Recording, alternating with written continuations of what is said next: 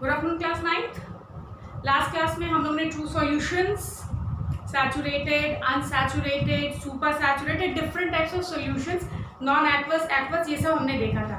आज हम देखते हैं सॉल्युबिलिटी। What is solubility? तो solubility can be defined as the maximum amount of solute, the maximum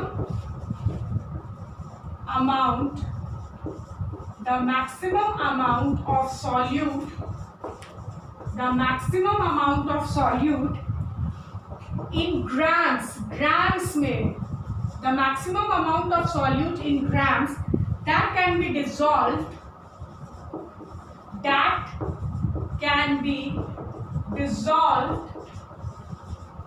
in 100 gram of solvent at a given temperature। एक particular temperature पे 100 gram of solvent में कितना ग्राम solute dissolve हो सकता है maximum, यानी एक पर्टिकुलर टेम्परेचर पे 100 ग्राम ऑफ सॉल्वेंट में हम कितना सॉल्यूट डालेंगे कि एक सैचुरेटेड सॉल्यूशन हमें मिल जाए, वो कहलाती है उस सॉल्यूट की solubility in the solvent. The maximum amount of solute that can be dissolved in 100 grams of solvent at a given temperature is called solubility, solubility of the solute is called the solubility of the solute at that temperature। उस temperature पे वो उस solute की solubility कहलाती है। इसको हम represent कर सकते हैं, solubility is equal to weight of solute in saturated solution, weight of solute in saturated solution divided by weight of solvent in saturated solution। SOL solution का शॉर्ट फॉर्म में मैं लिख रही हूँ। तो एक पर्टिकुलर टेम्परेचर पर 100 ग्राम ऑफ सॉल्वेंट में जितना ग्राम सॉल्यूट डिसॉल्व होगा वो कहलाती है उस सॉल्यूट की सॉल्युबिलिटी उस सॉल्वेंट में उस पर्टिकुलर टेम्परेचर पर।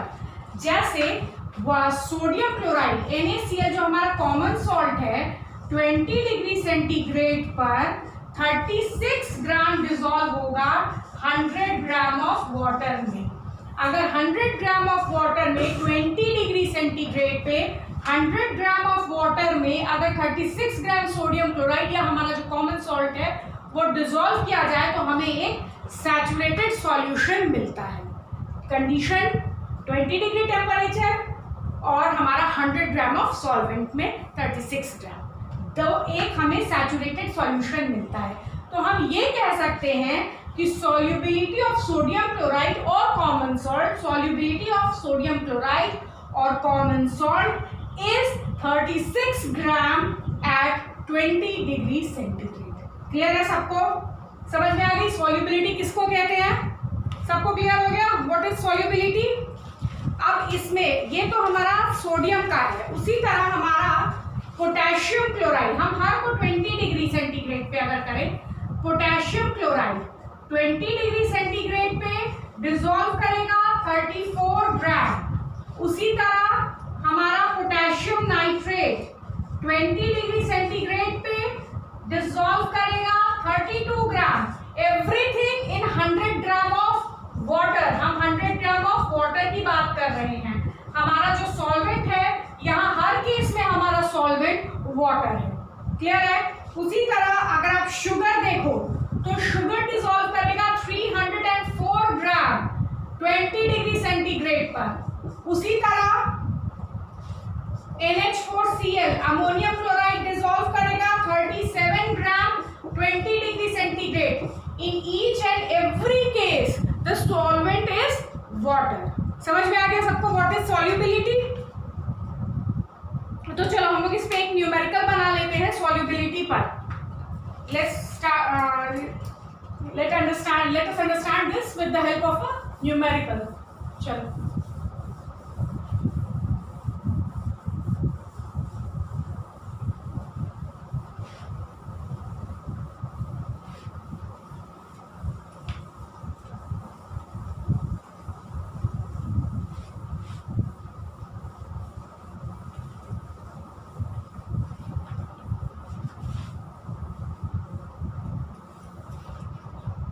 Let's start a numerical. The question is 2.5 gram of solute are dissolved in 2.5 gram of solute are dissolved 2.5 gram of solute are dissolved in 25 gram of solvent.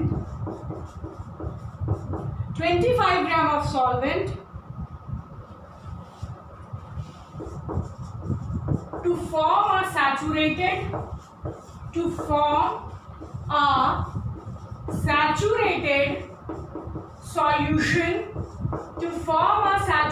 solution at 298 Kelvin. 298 Kelvin. Find out the solubility of the solute at this temperature. Find out the solubility of solute at this temperature. Solve कीजिए आप लोग अपने से. मैं तो बताऊंगी, इसको अपने से लिख के आप एक बार सॉल्व करने की कोशिश कीजिए. सॉल्युबिलिटी, ठीक है. अब हमारा दिया है मास ऑफ सॉल्यूट. कितना दिया है? मास ऑफ सॉल्यूट दिया है 2.5 grams and the mass of solvent is equal to 25 grams. Temperature is 298 Kelvin. 298 Kelvin.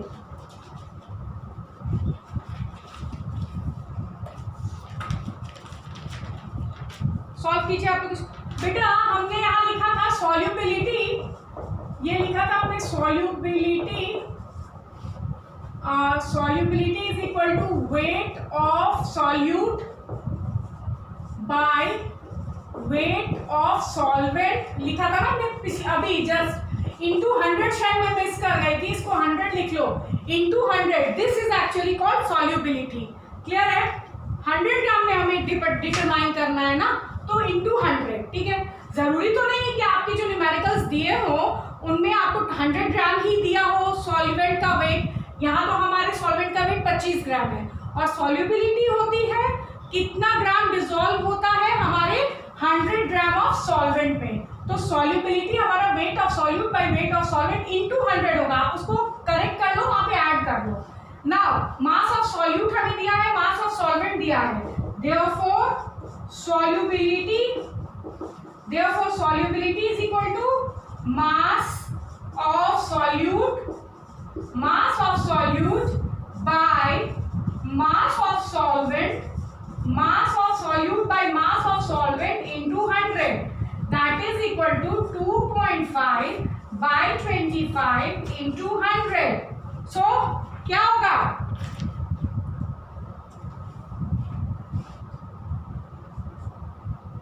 क्या होगा? इसको सॉल्व करोगे तो आएगा 10 grams. So the solubility of solute is the particular solute. यहां जो सॉल्यूट इस क्वेश्चन में है, the solubility of this solute is 10 grams. मतलब 100 ग्राम ऑफ वाटर में सैचुरेटेड सॉल्यूशन बनाने के लिए हमें इस सॉल्यूट का 10 ग्राम लेना पड़ेगा. ठीक है. आपको दिया था 25 ग्राम सॉल्वेंट है, वाटर है सॉल्वेंट. यहाँ 25 ग्राम सॉल्वेंट में 2.5 ग्राम ऑफ सॉल्यूट डिसॉल्व कर रहा है. आपको उस सॉल्यूट की सॉल्युबिलिटी बतानी थी और सॉल्युबिलिटी हम ऑलवेज 100 ग्राम्स में डिटरमाइन करते हैं. तो यहाँ हमारा आंसर आया 10 ग्राम्स, मतलब ये कि ये सॉल्यूट 100 ग्राम ऑफ वाटर में, 100 ग्राम ऑफ वाटर जहां सॉल्वेंट का काम कर रहा है, ये सॉल्यूट 100 ग्राम ऑफ वाटर में 10 ग्राम डिसॉल्व होगा। Therefore, the solubility of this particular solute is 10 gram per 100 gram of water. Clear? चलो let's move to next question. एक और क्वेश्चन बनाते हैं हम।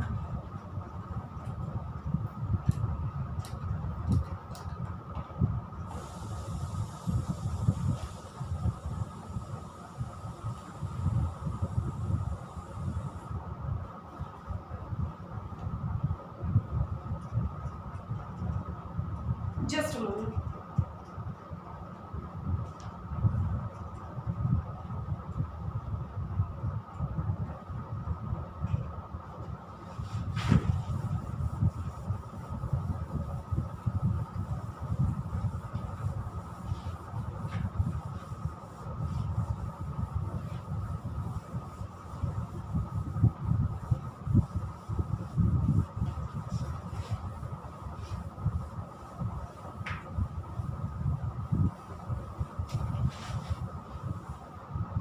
Next question is, what mass of potassium chloride would be needed?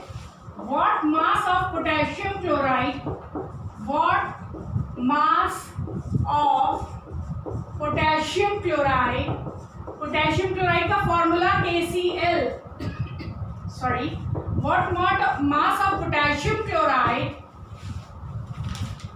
would be needed to form a saturated solution? Would be needed to form a saturated solution, would be needed to form a saturated solution in 50 gram of water, in 50 gram of water at 298 Kelvin. ठीक है? Given that solubility of the salt is,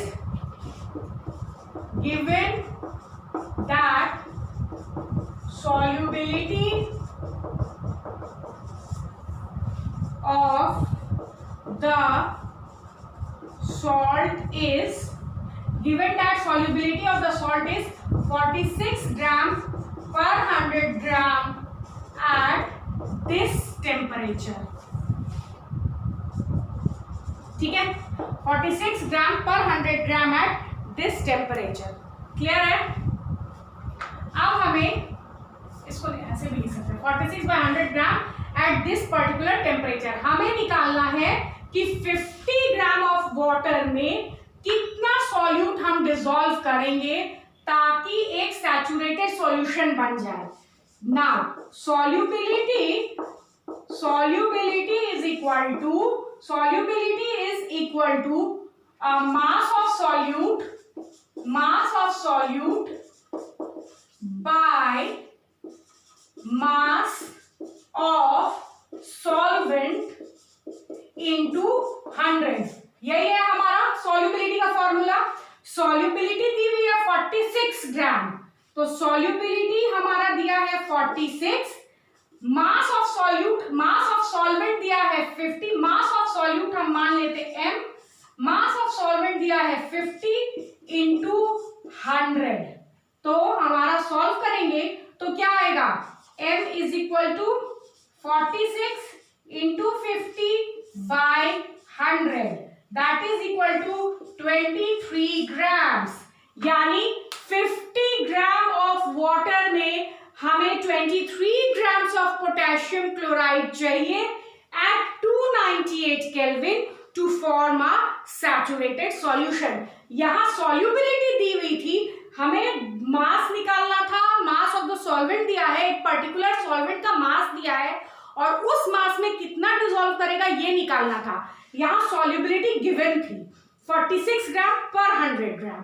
तो आपने data पे जैसे ही आप सारे formula पे जैसे ही सारे डेटा पुट करोगे आंसर आ जाएगा. क्वेश्चंस में कुछ भी नहीं है, क्वेश्चंस को थोड़ा ध्यान से पढ़ोगे तो आप भी इजीली सॉल्व कर सकते हो. और मुझे नहीं लगता कि आपको मेरे सॉल्व करने का वेट करना पड़ा होगा। आई होप आप खुद से भी सॉल्व कर पाए होंगे इस क्वेश्चन को। ठीक है, सो लेट्स मूव फर्दर। हम आगे देखते हैं फैक्टर्स अफेक्टिंग सॉल्यूबिलिटी। इसमें कोई प्रॉब्लम नहीं है ना आप लोगों को? कोई प्रॉब्लम है तो we can discuss. Now let's move to factors affecting solubility. Factors affecting solubility.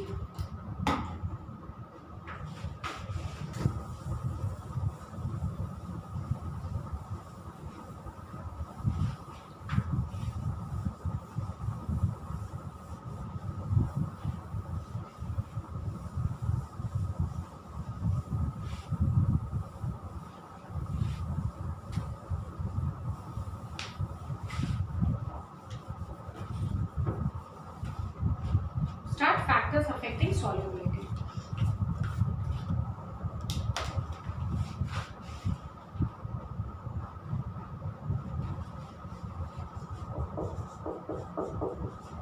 Factors influencing solubility. Factors influencing solubility.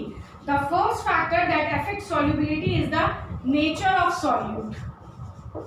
Nature of solute. देखो, different substances have different solubilities. एक ही टेम्परेचर पर different substance का एक ही solvent में different solubility होता है, तो ये solute पर भी डिपेंड करता है। आपने पहले ही देखा कि सोडियम क्लोराइड 36 ग्राम होता है, शुगर 204 ग्राम होता है, टेम्परेचर वही था, हमारा सॉल्वेंट वही था। तो different solutes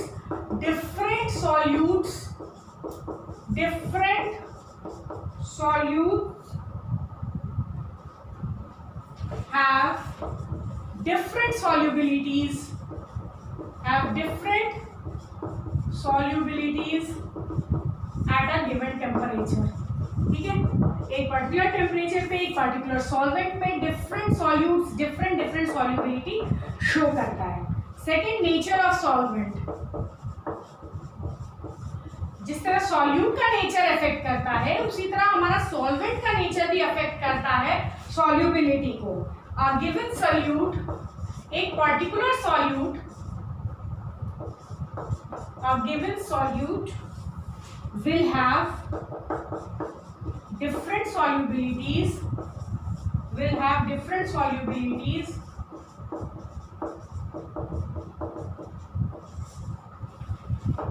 in different solvents at a given temperature. एक पर्टिकुलर टेम्परेचर पे अगर हम सॉल्वेंट चेंज कर दें, सपोज कि अगर हमारा NaCl हमने लिया है और हम उसको वाटर में डिसॉल्व कर रहे हैं 20 डिग्री पर, और सेम NaCl को हम डिसॉल्व कर रहे हैं अल्कोहल में और वो भी 20 डिग्री सेंटीग्रेड पे, तो जरूरी नहीं है कि ये 36 ग्राम है तो ये भी 36 ग्राम हो। एक ही सॉल्यूट एक ही टेम्परेचर पे डिफरेंट सॉल्वेंट्स में डिफरेंट सॉल्युबिलिटी शो करता है। क्लियर है?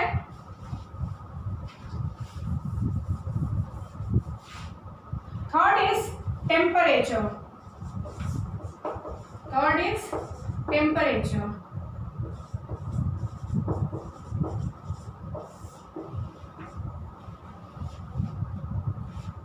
Solubility of a solid in a liquid. Solubility of a solid in a liquid increases with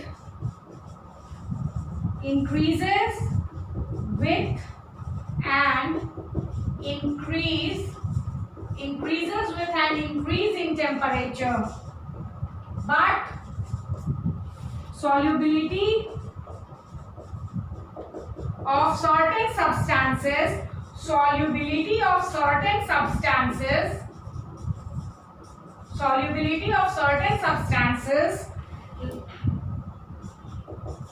like some compounds of calcium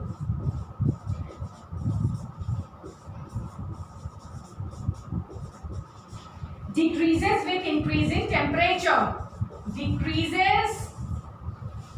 with increase in temperature.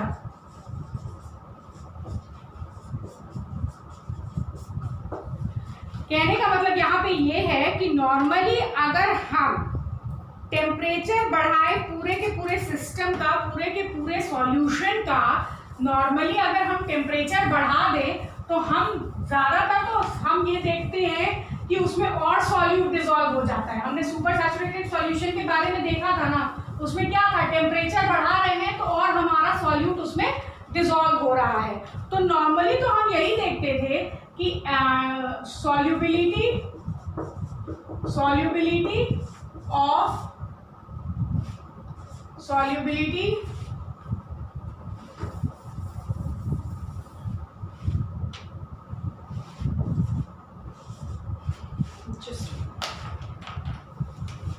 Normally हम देखते थे कि solubility of solute increases with increase in temperature। Normally तो यही होता है कि solubility of solute temperature increase करने के साथ इंक्रीज करता है। बट इन सम केसेस कुछ केसेस में क्या होता है कि कुछ हमारे ऐसे सॉल्यूट होते हैं, जैसे हमारा जो कैल्शियम एलिमेंट है, तो कैल्शियम के कुछ ऐसे कंपाउंड्स हैं, in some cases some compounds of calcium, यहाँ क्या होता है, सॉल्युबिलिटी डिक्रीजेस। ठीक है, solubility decreases with increase in temperature. Normally हमारी सॉल्युबिलिटी इंक्रीज करती है, नॉर्मली हमारी सॉल्युबिलिटी इंक्रीज करती है सॉल्यूट की अगर हम टेम्परेचर बढ़ाएं तो, लेकिन इंक्रीजेस, ठीक है, increases with increase in temperature.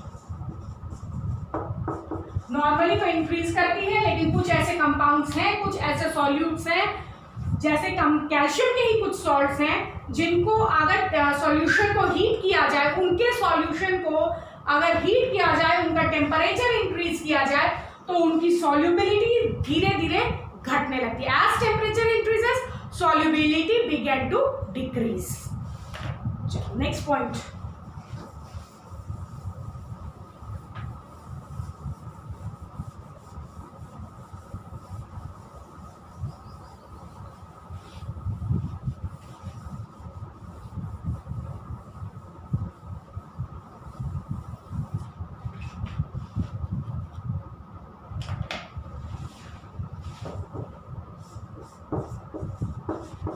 solubility of gases in liquids increase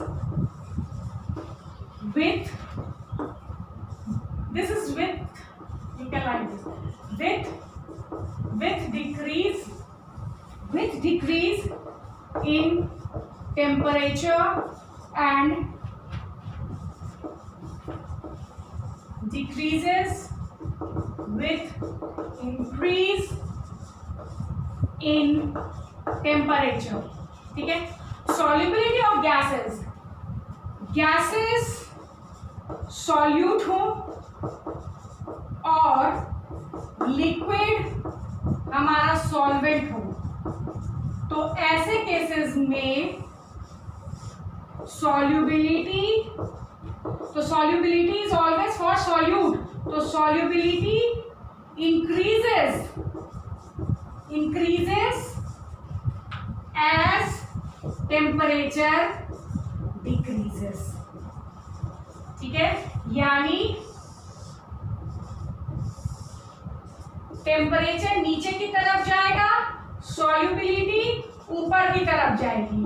जितना टेम्परेचर नीचे जाएगा सॉल्युबिलिटी उतनी बढ़ती जाएगी अगर हमारा लिक्विड सॉल्वेंट है और गैस हमारे सॉल्यूट का काम कर रहा है।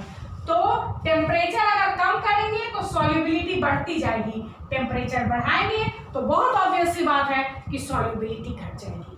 जैसे जैसे टेम्परेचर बढ़ेगा सॉल्युबिलिटी नीचे जाएगी, या टेम्परेचर घटेगा सॉल्युबिलिटी बढ़ती चली जाएगी। क्लियर है सबको? यहाँ पे फैक्टर्स अफेक्टिंग सॉल्युबिलिटी क्लियर हो रहा है सबको? कोई प्रॉब्लम नहीं आ रही है ना? कोई भी प्रॉब्लम हो तो we can discuss this again. आप पहले वीडियो अच्छे से देख लेना, समझ लेना, कोई प्रॉब्लम है तो you can write to me. चलो नेक्स्ट है हमारा फैक्टर्स ऑफ फ्लेक्सिव सॉल्युबिलिटी में हमारा नेक्स्ट पॉइंट है pressure.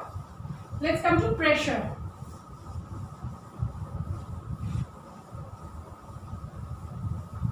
Let's come to pressure.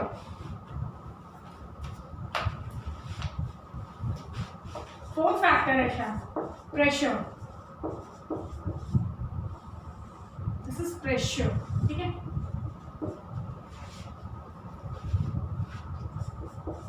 Solubility.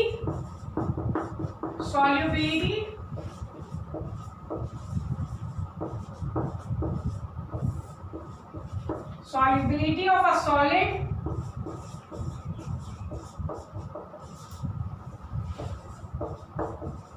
in a liquid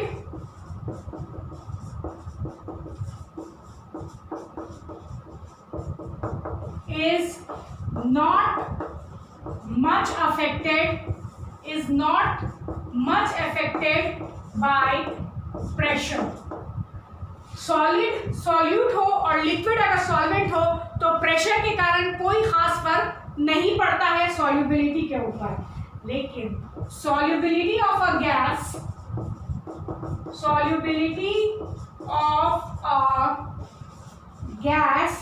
in liquid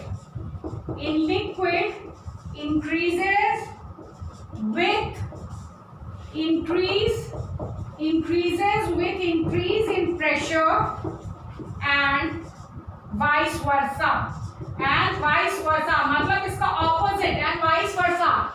solid अगर सॉल्यूट हो और लिक्विड अगर सॉल्वेंट हो तो सॉल्युबिलिटी में कोई खास फर्क नहीं पड़ता है प्रेशर का, लेकिन अगर हमारा सॉल्यूट गैस हो और सॉल्वेंट हमारा अगर लिक्विड हो तो जैसे जैसे प्रेशर बढ़ेगा सॉल्युबिलिटी बढ़ती जाएगी, जैसे जैसे प्रेशर घटेगा सॉल्युबिलिटी गैसेस की लिक्विड में कम हो जाएगी।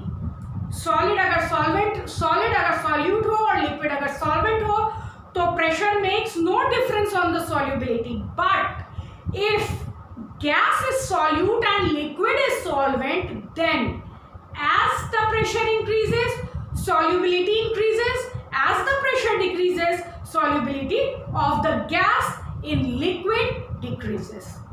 Clear? So these were the factors affecting solubility. Let's come to concentration of solution.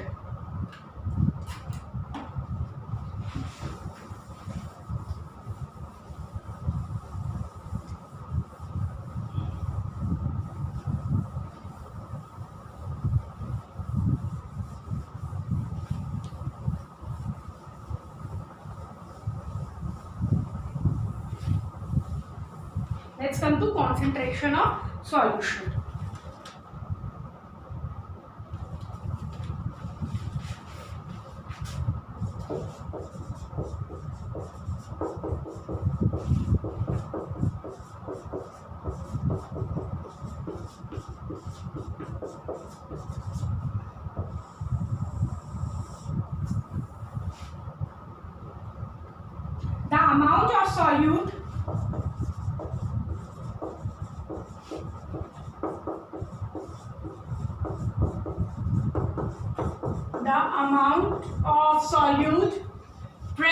The amount of solute present per unit mass or per unit volume, the amount of solute present per unit mass or per unit volume of solution or solvent, solution या solvent, per unit volume या per unit mass of solution or solvent is called concentration of solution, is called concentration of solution. called concentration of solution. The amount of solute present per unit mass or per unit volume is called concentration of the solution. Let's first see mass. पहले हम देखते हैं percentage by, पहले हम देखते हैं उसको percentage by mass, ठीक है। तो हम कह सकते हैं concentration of solution, concentration of solution is equal to amount of solute by amount of solvent, या इसको हम ऐसे भी कह सकते हैं कि concentration of solution is equal to amount of solute by amount of solution, ठीक है। amount of solution ये हुआ हमारा concentration, ठीक है। अब हम इसको मास से भी डिटरमाइन कर सकते हैं और वॉल्यूम से भी डिटरमाइन कर सकते हैं। तो हम पहले देखते हैं परसेंटेज बाय मास, इसको लिख लो आप लोग।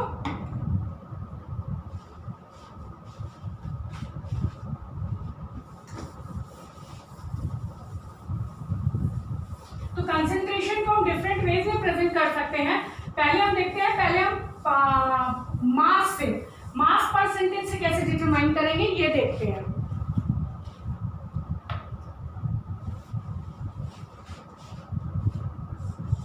concentration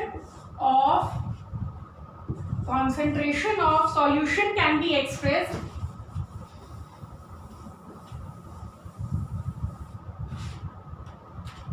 concentration of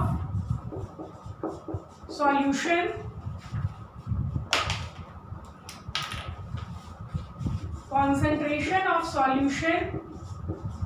can be expressed in several ways,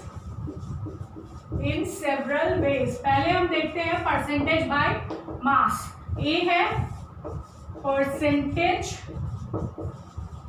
by mass, या इसको हम कहेंगे मास परसेंट, ठीक है।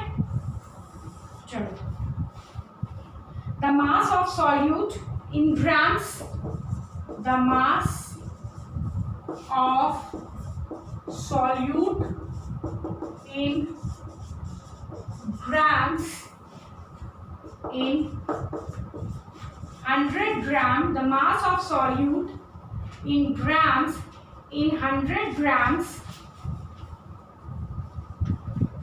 of solution is called mass by mass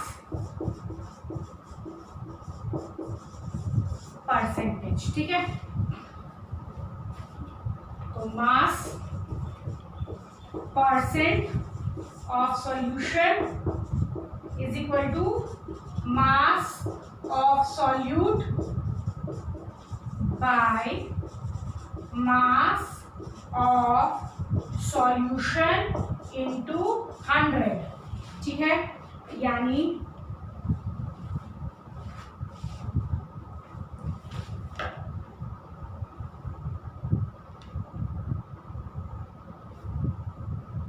just a minute, let me have a sip of water.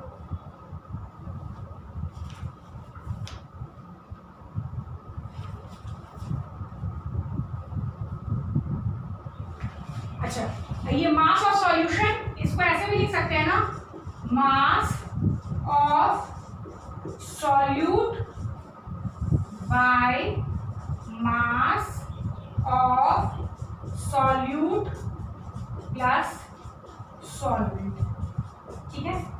Mass of solution को तो दोनों को जब जोड़ेंगे, जब हम सॉल्वेंट और सॉल्यूट का मास ऐड करेंगे तभी हमारे सॉल्यूशन का मास आएगा।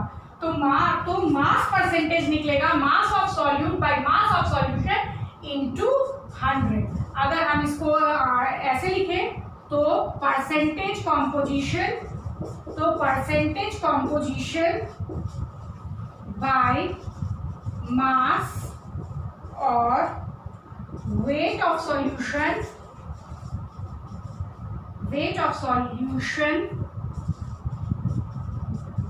is generally represented as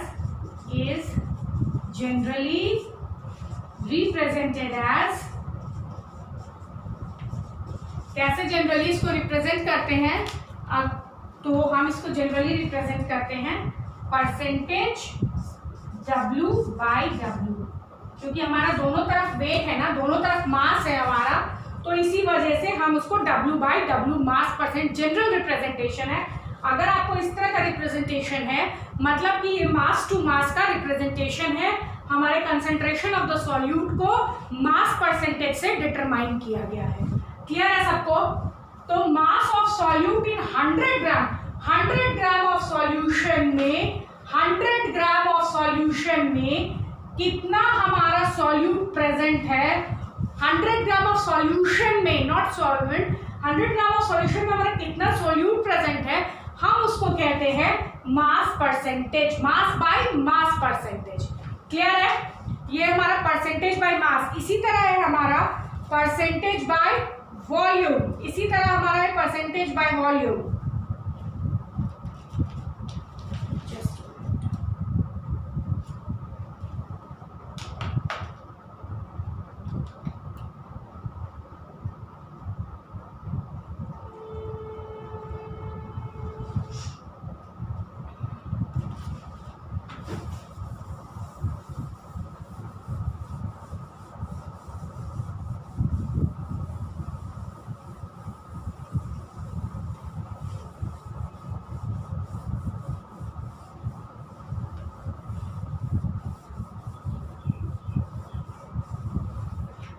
mass by volume, sorry percentage by volume, sorry percentage by volume,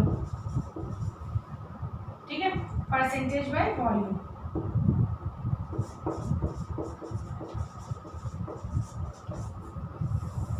तो इसको हम करेंगे द वॉल्यूम, अब वहां मास से किया था, यहां हम वॉल्यूम से करेंगे। द वॉल्यूम ऑफ सॉल्यूट, यहां दोनों का वॉल्यूम लेना है, हमें सॉल्यूट का भी वॉल्यूम लेना है और सॉल्यूशन का भी वॉल्यूम लेना है। The volume of solute in gram dissolved in 100 centimeter cube of the solution, 100 centimeter cube of the solution. The mass, the volume of solute in grams, the volume of solute, sorry, the volume of solute in ml, beta volume percentage है, the volume of solute in ml dissolved in 100 ml or 100 centimeter cube of solution is called mass percentage। ठीक है, दोनों का ml में, दोनों volume percentage है ना, तो यहाँ होगा volume percentage of solution is equal to volume of solute, जितना ml दिया है, by volume of solution into 100। ये हो गया हमारा वॉल्यूम परसेंटेज। क्लियर है? क्लियर है सबको? और इसको हम जनरली रिप्रेजेंट करते हैं, जनरल रिप्रेजेंटेशन है, जनरल रिप्रेजेंटेशन है हमारा percentage V by V। Clear है? परसेंटेज V बाय V, ये हो गया हमारा percentage by volume, volume percentage. चलो नेक्स्ट है हमारा मास बाय वॉल्यूम परसेंटेज।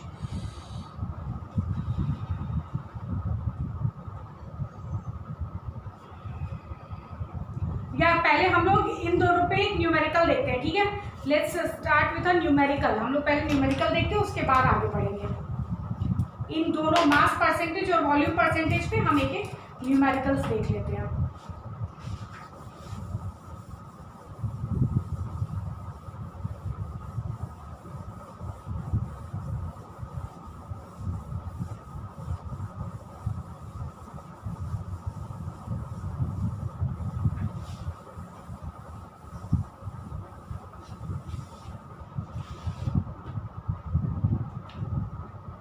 हमारा न्यूमेरिकल है a solution contains question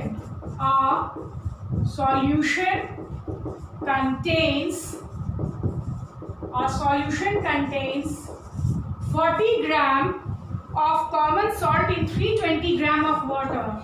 40 gram of common salt in 320 grams of water.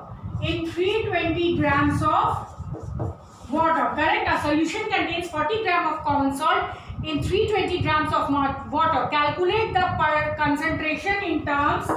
Calculate the concentration in terms 1. Mass by mass percentage of the solute. Mass by mass percentage of the solute. And second, mass by mass percentage of the solvent. Mass by mass percentage of the solvent. Mass by mass percentage of the solvent. Clear है सबको? Mass by mass percentage of the solvent. Now, एक second, one thing more है.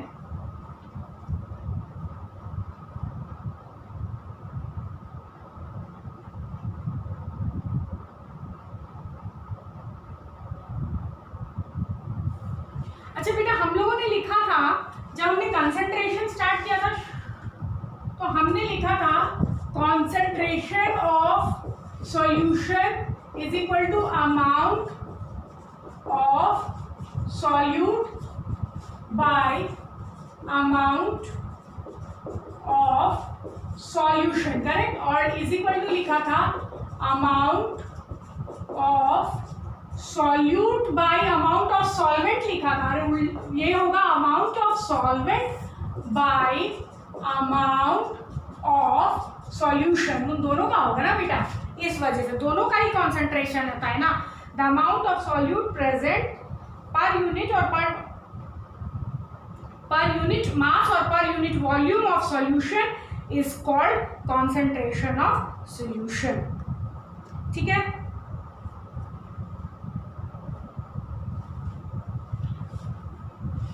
Clear है सबको? अब हम लोग next ऊपर उसको करेक्ट कर लेना बेटा. अच्छा, mass by mass percentage of solute calculate करना है, mass by mass percentage of solvent calculate करना है. तो 40 gram of common salt, mass of solute is equal to 40 gram, mass of solvent. Solvent का दिया हुआ है, वाटर का मास दिया है 320 ग्राम. ठीक है? और हमारा कॉन्सेंट्रेशन है, कॉन्सेंट्रेशन पहले सॉल्यूट का, तो कॉन्सेंट्रेशन ऑफ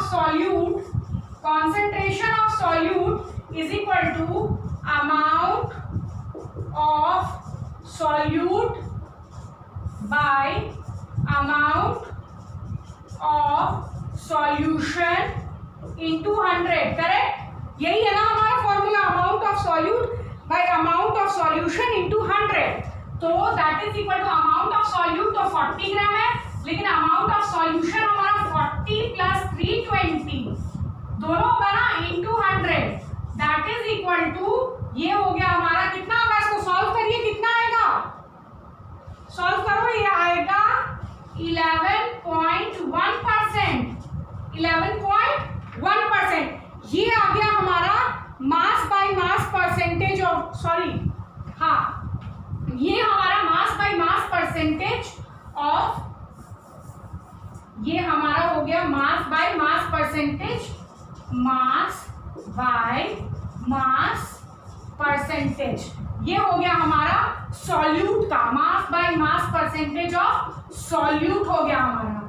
अच्छा, कोई भी चीज 100% होती है ना, तो अगर हम 100% में से इतना माइनस कर दें तो हमारा सॉल्वेंट का निकल जाएगा, सॉल्वेंट का हमारा मास टू मास परसेंटेज निकल जाएगा।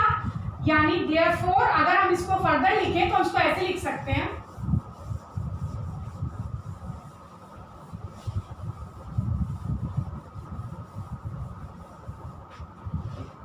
तो therefore mass by mass percent of solvent is equal to 100 minus 11.1%, that is equal to कितना होगा, कितना होगा 89.9% क्या आएगा ना, सॉरी 88.9%।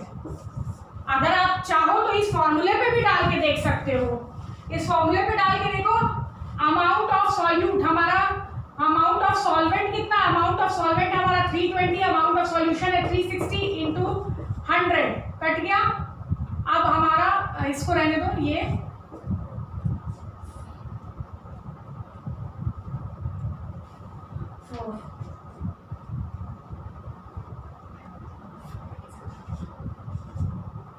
80/9, तो इसको अब सॉल्व करो तो आएगा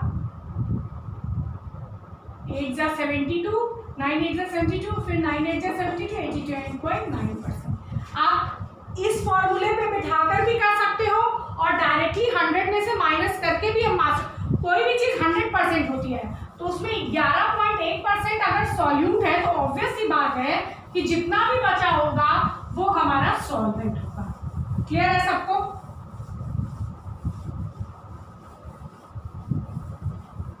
एक क्वेश्चन और बनाते हैं, एक क्वेश्चन और बनाते हैं लोग।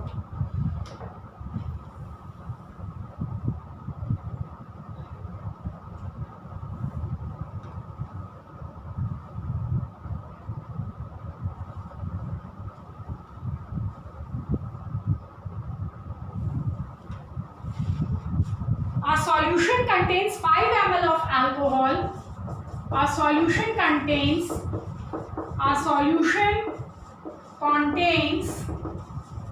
5 ml of alcohol.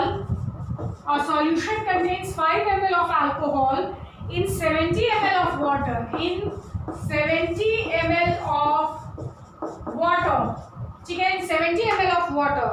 Calculate the volume by volume percentage of the solute.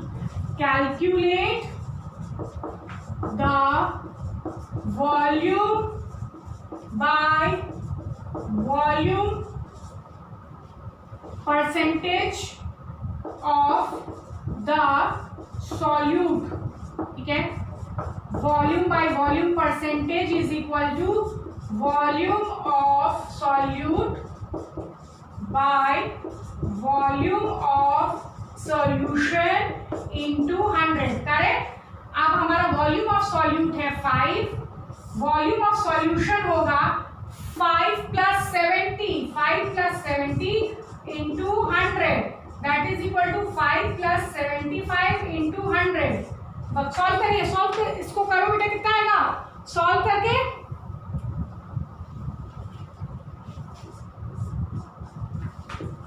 100/15, 66.6%। तो volume by volume percentage solute का है ये। अगर सॉल्यूशन का निकालना होता तो हमें 70/75 into 100 करना होता। हमें ये सॉल्यूट का है, हमारा volume by volume percentage. Solution का अगर निकालना होता तो हमें यहाँ सॉल्यूट के बदले हमें यहाँ पे सॉल्वेंट डालना पड़ता। क्लियर है?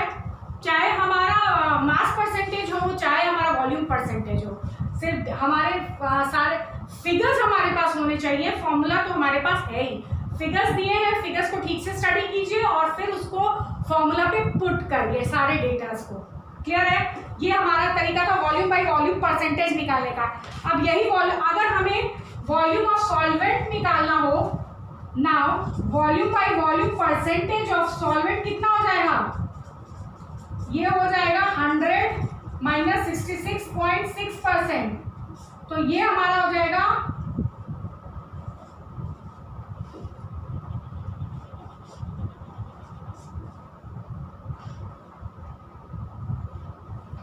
66.6 सही है, यही होगा, हो जाएगा, इट्स कंप्लीट इक्वल टू 100%। समझ में आ गया, निकालने का तरीका आप लोगों की समझ में आ गया। चलो ये तो हुआ हमारा मास टू मास परसेंटेज और वह हमारा वॉल्यूम टू वॉल्यूम परसेंटेज। अब हम देखते हैं मास टू वॉल्यूम परसेंटेज। कुछ भी नहीं है, मास टू वॉल्यूम परसेंटेज में मास सॉल्यूट का होगा और हमारे सॉल्यूशन वॉल्यूम में होगा। हमारे सॉल्यूशन का वॉल्यूम दिया होगा, सॉल्यूशन हमारा ml में होगा और हमारा जो सॉल्यूट है वो ग्राम में होगा।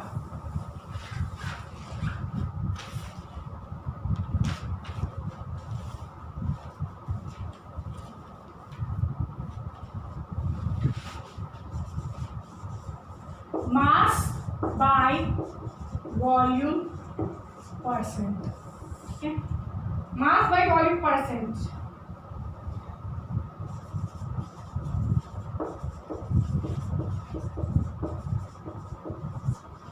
is equal to mass of solute in grams by volume of solution in ml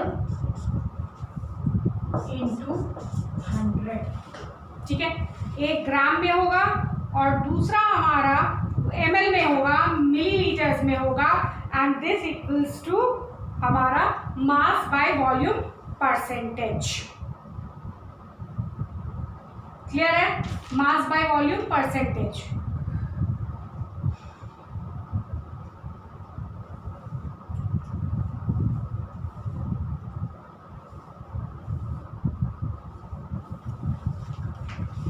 इसको अगर हमें डिफाइन करना है तो हम डिफाइन करेंगे मास बाय, बेटा ये 100 यहाँ पे आएगा, मेरा जगह लिखा है इसलिए मैंने यहाँ लिखा है, इसको आपको यहाँ साइड में इंटू 100 लिखना है, ठीक है, यहीं पे लिखना है, मैंने मेरी जगह नहीं थी इसलिए मैंने यहाँ पे लिखा है। Mass by volume percent is defined, mass by volume percent is defined as the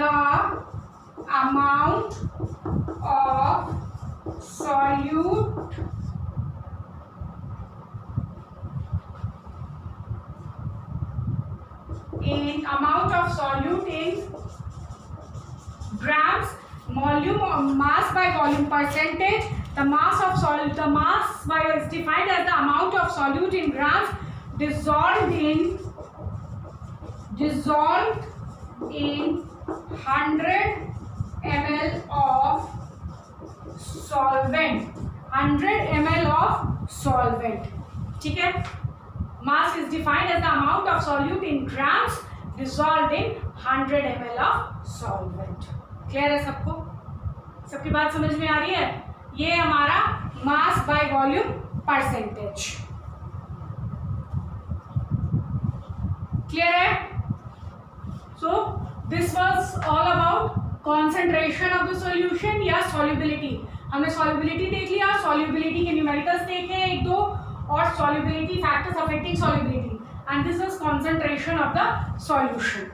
clear है? तीन तरह से डिटरमाइन करेंगे, mass percentage, volume percentage and mass by volume percentage. एक क्वेश्चन और बना लेते हैं कंसेंट्रेशन के ऊपर ही हम लोग, फिर आज का ये टॉपिक हम यहीं पे एंड करेंगे, इसके आगे हम नेक्स्ट क्लास में पढ़ेंगे। एक क्वेश्चन और बनाते हैं।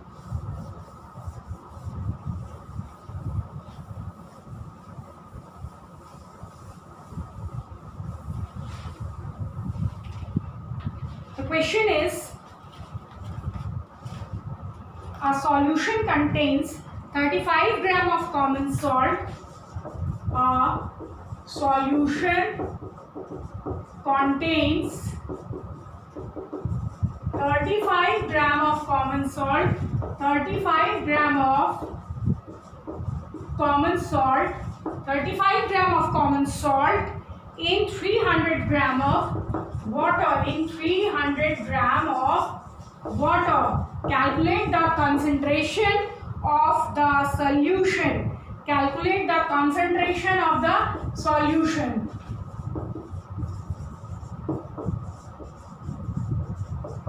Calculate the concentration of the solution. ठीक है? हमें कंसेंट्रेशन कैलकुलेट करना है। Concentration of solution is equal to amount of solute by amount of solution, correct? यही है ना, concentration of solute is equal to amount of solute by amount of solution. अब हम सबका पहले देखें किसका किसका हमें मास दिया हुआ है।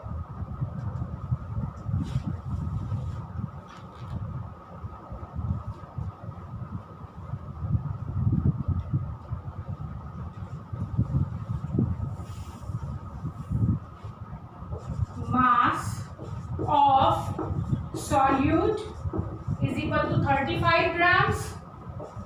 Mass of solvent is equal to 300 grams.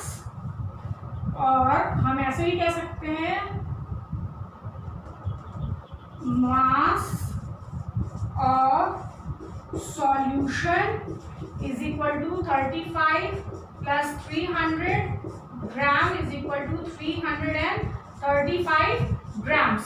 ठीक है, मास ऑफ सॉल्यूट दिया है, मास ऑफ सॉल्यूशन दिया है, तो हम ये मास ऑफ सॉल्यूशन निकल गया। अब हमारा कॉन्सेंट्रेशन हो जाएगा अमाउंट ऑफ सॉल्यूट 35 बाई 335। अब या तो हम इसको सीधे मास में निकाल ले, पर 100 ग्राम हमें निकालना है ना। अब या तो हम इसको यूं ही निकाल लें या हम इसको अच्छा यहाँ 100 छूट गया बेटा, ठीक है, into 100 and that is equal to, अब इसको आप सॉल्व कीजिए, कितना आएगा 5 5 6 30।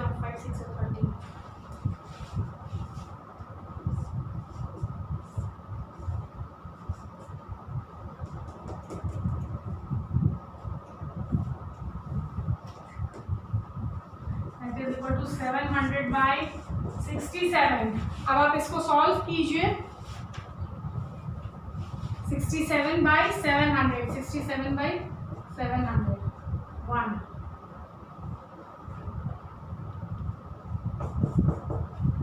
10 पॉइंट समथिंग आएगा, 10.1% के आसपास इसका आंसर आएगा। क्लियर है सबको? कॉन्सेंट्रेशन ऑफ सॉल्यूशन, ये normal mass by mass percentage ही है, तो कॉन्सेंट्रेशन ऑफ सॉल्यूशन आपको मास दिया है तो भी वही है, कुछ नहीं है, सिर्फ वर्ड्स का हेर फेर है। कंसेंट्रेशन ही तो हम कैलकुलेट कर रहे हैं ना, चाहे हम मास बाय मास परसेंटेज निकाल रहे हैं या हम मास बाय वॉल्यूम परसेंटेज निकाल रहे हैं या वॉल्यूम टू वॉल्यूम परसेंटेज निकाल रहे हैं। In each and every case we are just calculating the concentration of the solution either with the amount of solute और with the amount of the solvent. Clear है सबको? So this was all about the concentration of the solution. In the next class we will start with suspensions. Clear है सबको? यहाँ तक आप लोगों को समझ में आ गया? इसमें कोई भी प्रॉब्लम हो अच्छे से देखिए, न्यूमेरिकल्स में कोई भी प्रॉब्लम हो we will solve it then and there। ठीक है, आप लोग मेरे को आराम से लिख सकते हो, बता सकते हो, कोई भी प्रॉब्लम हो तो अच्छे से वीडियो को देखिए, खूब अच्छे से समझिए, कोई भी प्रॉब्लम आपको नहीं आनी चाहिए, but if there is a problem I am there for you.